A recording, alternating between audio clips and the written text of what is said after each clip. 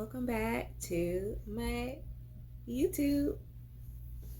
Don't forget to like, comment, and subscribe for me, please. Um, if y'all see me in the same outfit, the videos were recorded on the same day. I know that's obvious to some, but I grew up in a family where common sense wasn't common, so I'm just gonna put it out there. Everybody has their own things to overcome. But anywho, last video I left off, we were still living in Arkansas. My mom had breast cancer. Y'all, like, that still bothers me to this day. Like, she had breast cancer, and I can't ask any of my siblings about it because I don't know. Like, when I bring things up, like, everybody acts like maybe my inner, because I swear I be telling people all the time, I forget until I remember. Like, something like a smell would trigger a memory for me, and then I can see like the memory like I'm watching a movie. That's how I see things. I see things in my head like it's a movie. Like, when you're telling me a story, I want you to be very descriptive because I want to visualize it in my head. That's how my brain works. I don't know. Anywho, but yeah, my mother was getting sicker and sicker as the years wore on. We came from California. Oh, and to mention, y'all, that's when my dad started calling me the devil because I threw a butter knife at the girl's daughter, Elena. Instead of saying I'm going through a divorce, I'm breaking up my family. I sent my daughters down here without her oldest sister. Like, what he's done, his behavior never played a factor into why I was angry. When my anger originally came about because of his actions, it was nothing that my mother did. My mother was my light in a very dark place. She was my light. She was my only saving grace. Damn, I'm not even in the fucking video 5 minutes. God damn. I'm already crying. But my mother, she used to give me these hugs. I swear, every year for my birthday, people ask me what I want. Fuck the hug. The hugs she used to give, like, she had these big. It's gonna sound weird to y'all, but I don't care. I'm gonna say it because it's a great memory for me. My mom had big ass titties, like big. I can't even tell you the size because she never wore a fucking bra. And all my siblings know she never wore a fucking bra. She barely, like, she was one of those mothers. You have to call and tell her you're bringing home company. You can't just like pop up on her because 9 times out of 10 she gonna be naked. But she used to have these big ass titties, and like anytime that she saw that I was like upset or I was mad or was just having a hard time, she used to like bring my face down and like put my face in her titties, and then she used to like cradle me like a baby. And it was just like, it's so crazy as an adult. As a fucking 35-year-old, I'm wishing that I can put my fucking face in my mom's titties. That's weird. But yeah, she was my light. My mother, I don't know if I said this already, my mother was a Virgo, and if you know anything about Virgos, you can't half-ass with Virgos. You have to come full force with Virgos. She was the person that taught me majority of my traits, my business acumen, my budgeting skills, she did all of these things. And I just, like, the way that I used to sit and watch my mother, like the things that she accomplished, the things that she has done, like, one thing about that lady, she can make $1 out of 15 cents. She knew how to stretch a budget and still get her kids everything that they wanted. Like, I never felt, with her at the reign as the matriarch in charge, I never, even if we were poor, like, I can't even tell you if we were. We could have been dirt ass poor. But with her, I never felt that way. It was always rich with love. Like, there was nothing that I came to my mother for that I did not get. And that was, and all my siblings can say that. So you can't say that I'm me myself a spoiled. But maybe I could have been a kid that didn't want much. I'm not a kid that was materialistic anyway. After I grew up out of that, I wasn't a materialistic kid. But anyway, there was nothing that I wanted for that I did not get when my mother was the matriarch and in charge of the family. So as I left off, we were leaving. We were still living in Arkansas. This is the reason why we moved so much. I forgot to mention this. My father worked at Xerox, and if you know anything about Xerox, there was like this old joke that says if you work at Xerox, you like transfer all the time. It's true. It's true. It's very much true. So we moved around a lot because my father, my father got transferred a lot, and two, my parents were going through separations. But we finally moved to Texas. I want to say it was like 1999. I was in the 6th grade. My mother got the house from, I believe, family members on her side, not my father's side. That house, like she took over the house from those family members. It was the house off of Timberview Lane. If you know, you know. So I remember asking my mom, I don't believe, like, my dad has never been a permanent staple in the household. The only time I actually saw him home is like maybe at nighttime. He was never like there during, like, him being there was the regular. Like, when he was there, it was very uncomfortable. It was just, ugh.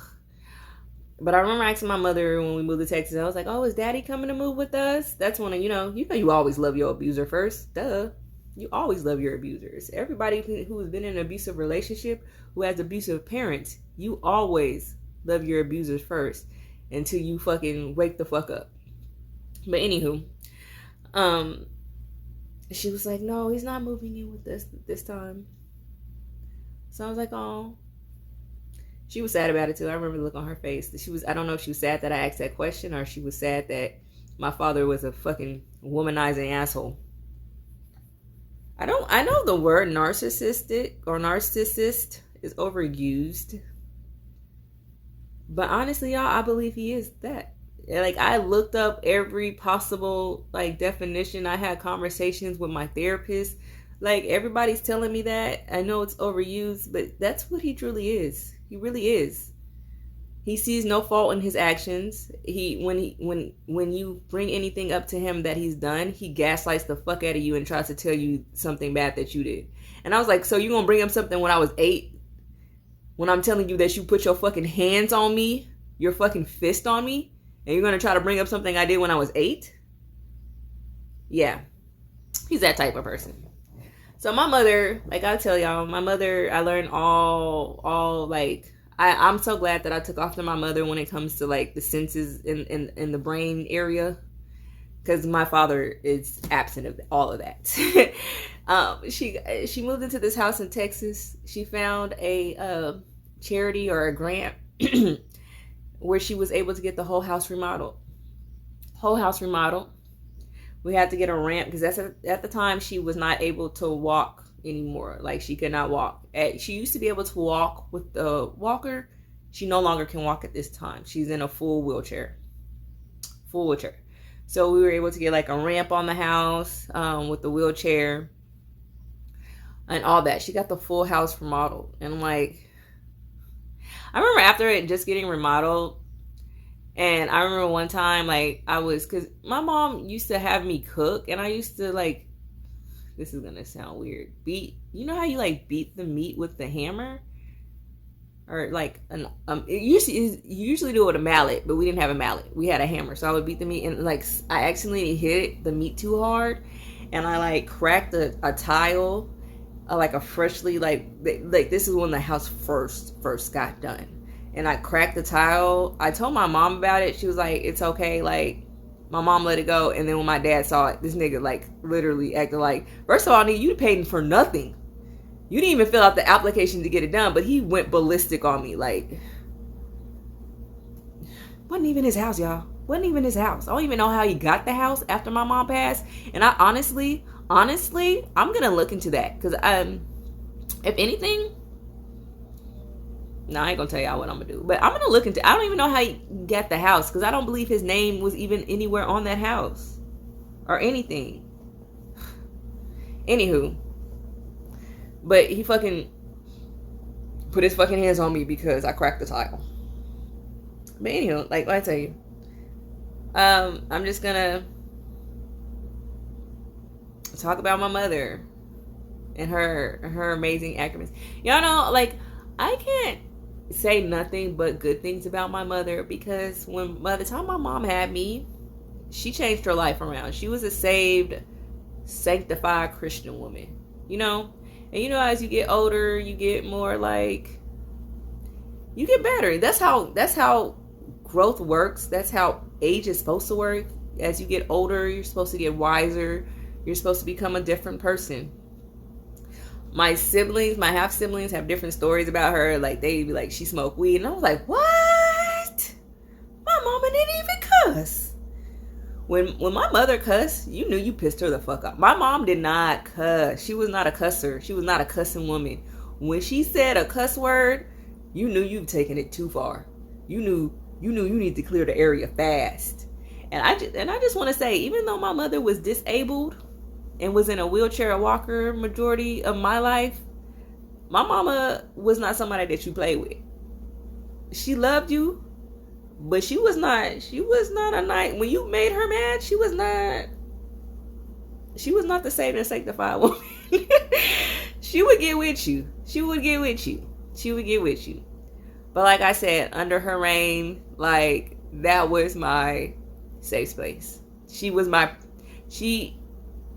I felt like her protector, but she protected me from my father. That's when, like, I knew as long as she was around, I would be okay. No matter what he did to me, because she would be there to balance out whatever she did. Still angry at this time, y'all. Mind you, I was still angry. Because not only was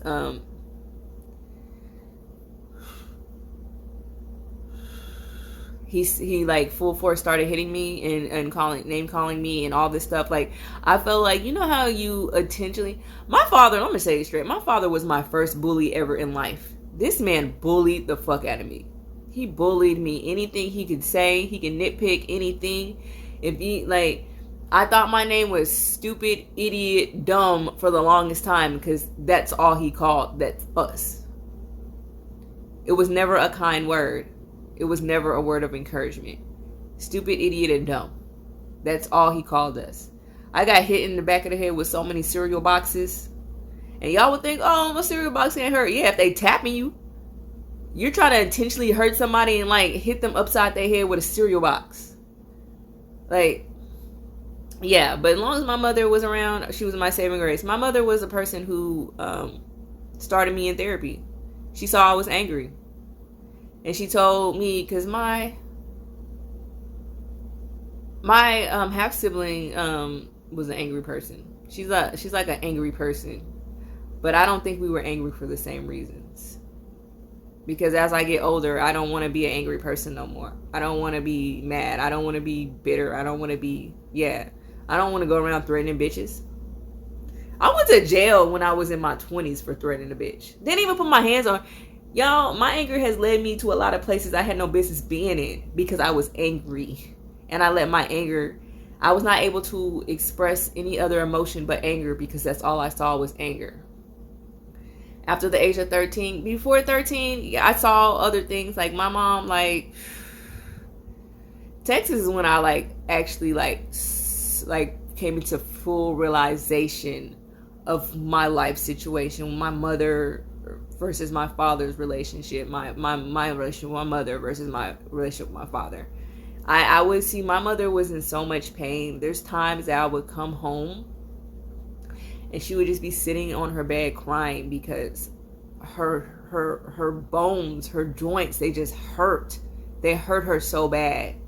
Rheumatoid arthritis is fucking, it's like when y'all see, it took her down. Like, And I don't know if it's because she either still had cancer or she was going through chemo. I don't know if it was a combination of all of that. But I know I caught her crying like to herself a lot of times. And she would automatically always stop when I came in. But I saw what I saw already. And then she'd be like, I'm in so mad. There's times that when I used to be able to skip school a lot, y'all. When my mother was alive and after. Because my mother would be so doped up on painkillers because she was in so much pain. She would just be a zombie, laying in bed. I would literally skip school. And she, at that time, she couldn't no longer go to, walk to the bathroom. Her bathroom was in the room with her. The bathroom was maybe 5 to 6 steps, the most, away from her bed. But she couldn't even get there because the arthritis had taken its toll on her so horribly. That we had to get is it those potties that you put next, I can't remember the name, the mobile potties, anybody and they're in the hospital, so we had to get her one of those. She couldn't even she used to have to call us to help her to sit on that. That's how bad it got. So I used to sit on I used to be able to sit on that little potty thing all day and just she always had the TV on Lifetime. Golden Girls was our shit. Designing Women was our shit. Murder, She Wrote was our shit. So I used to skip school and then literally I could sit there all day. And then my dad would come home because I don't know if he lived with us full time. I think he lived with us full time at some times when because I know him and Cassandra broke up at one time. So there's a time that he did live with us full time when my mom was still alive. Not that he wanted to. He didn't want to be a parent. He didn't want to live in the house. He didn't want to take any responsibility. He would come home and I'll be sitting there and he'd be like, what you doing home? I was taking care of mommy. And then I go back to my business.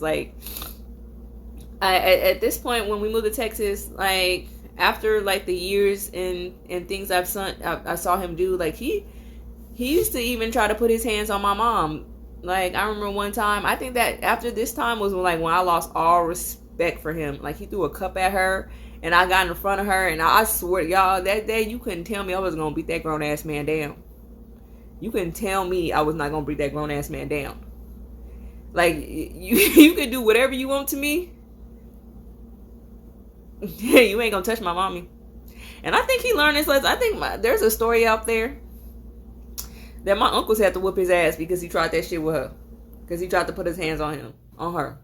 And my uncles had, that's why he ain't ever come visit like that in Arkansas. He was not welcomed. He was not welcome. And I knew he was not welcome because they would talk about how he's not welcomed.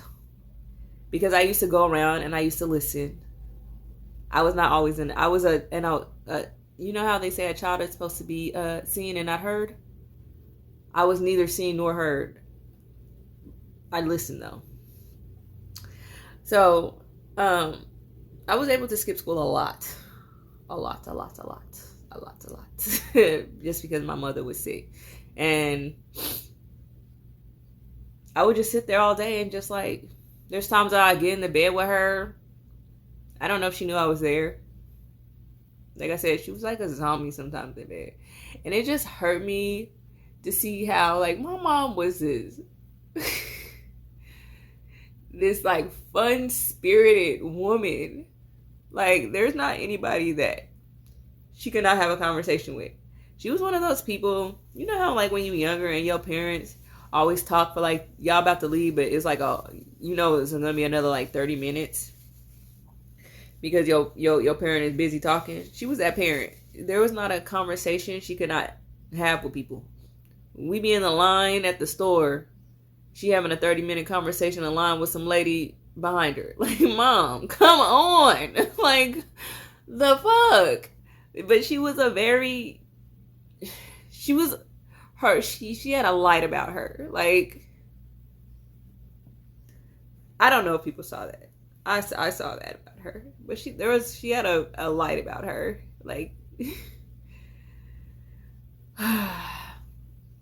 And to see her go from that to basically being a medicated zombie because of her health issues, it was crazy. She was in and out the hospital constantly with the Texas. She was in and out the hospital in Arkansas, but not to the point like she'd be gone for months and stuff. Like she went in for like to do this, and then she'll be out, or she went to do this and she'll be out. In Texas, she might have been in chemo, and now that I think about it, because she lost all her hair at some point. She had no teeth, like she lost all her teeth. She like wore dentures. So I don't know, my mom could have been in chemo. But you know what? Who I can never ask about that? Because my father, because he wasn't fucking there. And nobody else was there, so I can ask. All my mother's siblings. I think my grandma had like 12 to 13 kids. And out of all those kids, I think I still have one aunt that's alive. I never met my father's side of the family. I assume because they knew he was trash. He is a trash ass person, because I see what his like cousins are doing. They like have charities and shit, but shit, they could be scamming too. Who knows? It could be a whole family full of scammers. But she like deteriorated, like, and she would always talk about when I got better, I'm gonna do this. When I get better, I'm gonna do this. And it was just like, but you're not getting better. She had all these plans on when she got better, and she wasn't sick anymore. So she might have been in chemo, y'all, and I think I'm right now realizing that in front of y'all. That's crazy. She never said cancer, though. She just said when I got better. Anywho, so my mom would spend long stints in the hospital. And during her long stints in the hospital, my father was in charge of us. And when I tell you, without my mother there, this nigga had a free fall. He became the worst of the worst of the worst of the worst person. Like, when I tell you, that man terrorized us, not even us, me and my oldest sister, my oldest full sister, AI. She has a mental disability. He terrorized us. And I say us because anything he did to us or to her was unto me, because I stuck up for her. And the fact that I knew as a child, when I saw wrong, I don't stand by and watch. Even today, I don't stand by. There's things that you cannot do in my presence.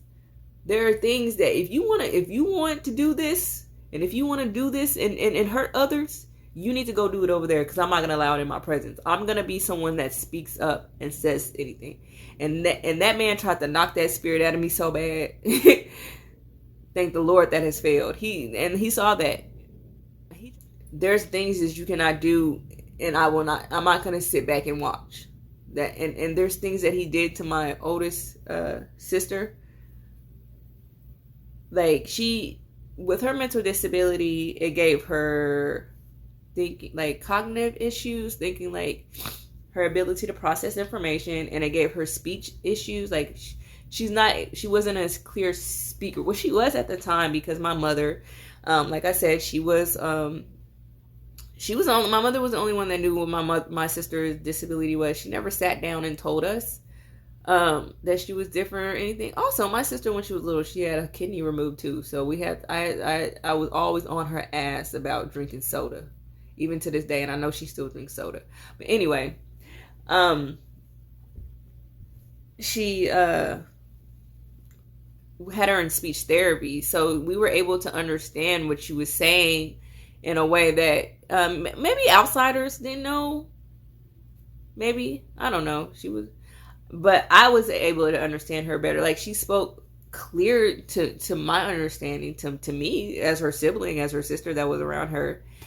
This man would literally make fun of her. Like, when she talked, he would ask her a question, and like, she would, like, because he couldn't understand her, be like, you can't even speak. Like, your father, this is her father. This is her father, y'all. He would make fun of her when she couldn't speak clearly and things of that sort. So there was a time, that I feel like that's the only amends I have to make out of all my siblings is to my sister AI. Because there was a time where he treated her horribly, and I thought, because, okay, well, he's her father and he's treated her like that, why shouldn't I be able to treat her the same? And then I realized as I got older, she's not the same, and you can't speak to her like you can speak to me. You can't treat her in the same manner because she's different. He never realized that. My mother was the queen of treating her kids differently. She didn't love us. No, I never felt like she loved one more than the other. She said, I love all my kids differently. That's what she used to say. Y'all are all different. I love y'all all differently.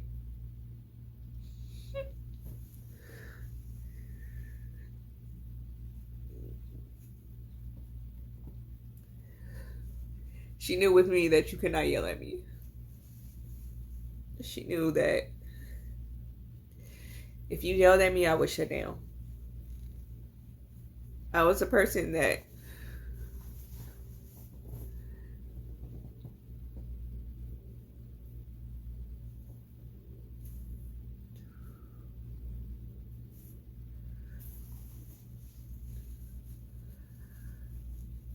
I have a very gentle, sensitive spirit. Like, y'all, I can watch dog videos and cry. Like, you know, even though I was, at the time, I was anger. Anger was the only emotion I displayed. And she recognized my anger as hurt. And you know when you like going to be a teenager and you're just like your teen years, like tween years, and you're just an asshole to your parents. Well, I was an asshole to my parent because I only have one parent. And it was coupled with being a fucking tween, and it was coupled with being fucking angry because you're fucking in a household with a fucking terrorist. That's what I swear. That's what I refer to him. He's a fucking terrorist. He terrorized me. So when you terrorize me, you're a terrorist. But it was just couple all that, and I was just an asshole to her for no reason. Like, she's the only one that tried. She got me therapy, y'all. I can't thank her enough for that. She got me therapy. It didn't work because it was a white lady. But she got me fucking, like, this is a woman born in 1949. Do you think these people grew up where you could talk to therapists and express your feelings? No. It was rub some dirt on it. Walk it off. You'll be alright. She got me a fucking therapist. She was alive before when they segregated the schools, 1960. Correct me if I'm wrong. I believe that's when the schools were segregated. She was born before that. My mother came from slaves, y'all. Like, this woman got me a whole therapist. Ain't nothing you can't tell me about my mama. Amazing ass lady. But yeah, this is I'm gonna end it here. We're in Texas. She's in and out the hospital. My father has taken over the parental controls, and he's having a fucking free fall. The actions, the things that he does, the things that he's doing. I gotta take a break, y'all. I can't, because that's just gonna bring up more shit. But yeah, I think I'm gonna title this "A Mother's Love." I'm gonna dedicate this video to my mom. I can't speak about the amazing things that she accomplished and the amazing things that she did, in spite of having a shitty ass man hanging on her fucking tailcoats. And to be honest, I don't know if I mentioned this already, but I honestly believe my father conned his way into a green card with my mother. That's what they do. Anywho, y'all, please comment, like, subscribe. let me know if y'all like had any like childhood traumas yourselves. I mean, I can't be the only one. I know I'm not the only one. And how did y'all hide it? I used to always hide it. I used to hide it so well. How did y'all hide yours? Oh, I'm gonna tell y'all how I hid mine. But yeah, we're gonna end it there, y'all. End it there.